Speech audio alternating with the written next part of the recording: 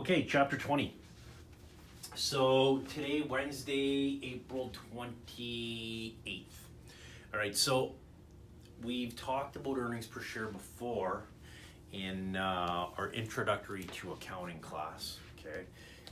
If you still have your textbooks and you need to do a little bit of review, the basics are chapter 15. Okay, so the assumption now is that you already know the basics. So we're not going to really get into covering the basic topics because again, the assumption is that you know it. So let's take a look at what chapter 20 is going to cover.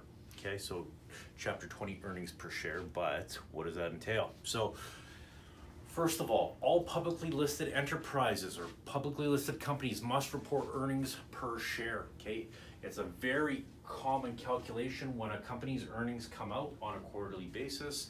They'll give the profits and the amount of, again, earnings per share. Now, earnings per share is calculated in order to indicate the proportionate per share interest in the company's earnings. Okay, so EPS, or earnings per share,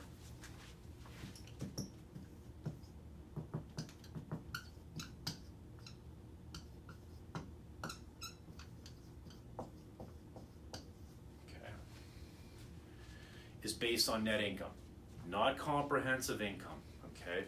So again, we want to go to the line on the income statement that says net income, not the bottom part of the income statement, okay? That was a chapter 3 topic, which was comprehensive income. So in the chapter, it'll demonstrate how to calculate EPS and its several subcomponents, because you're gonna have basic EPS and diluted EPS. Okay, so the chapter is going to start with a basic EPS calculation, which is defined as the profit or loss attributable to each outstanding share of common or ordinary shares, so just common shares.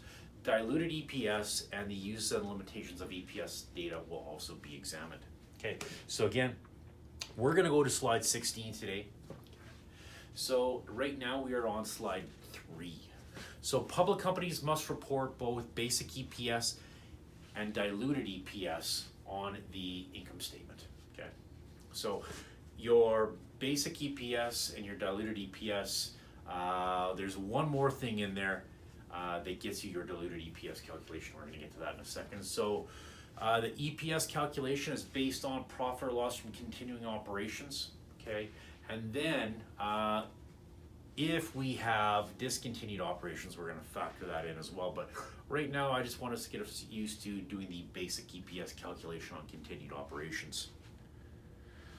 So, basic earnings per share is calculated based on profit or loss attributable to the ordinary shareholder. So remember, your net income might be $1 million. But if your preferred shareholders are getting a dividend of $100,000, what's available to the common shareholder? $900,000. Okay, so we always got to be aware of, are we paying anything out to the preferred shareholders? If we are, we have to take it out of our calculation. And that calculation is on page 1413.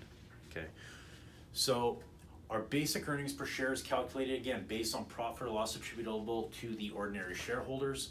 The net profit or loss less the preferred share claims and other prior claims, and we need to use the weighted average of common shares outstanding during the year.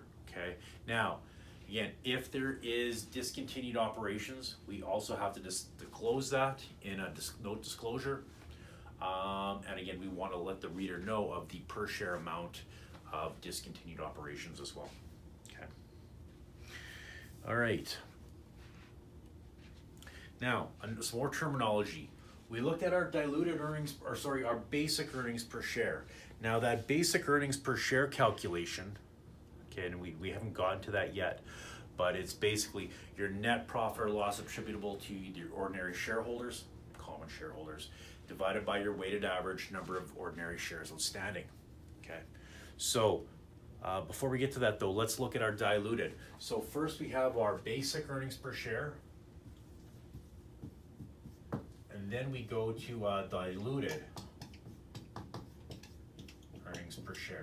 Now, diluted or basic earnings per share is actual. Diluted earnings per share is hypothetical. Okay, so it shows the maximum reduction in earnings per share that would occur if all dilutive potential ordinary shares were issued. So maybe we might have convertible bonds. Okay, so if we're going to convert a bond to common shares, that's going to lower the earnings per share.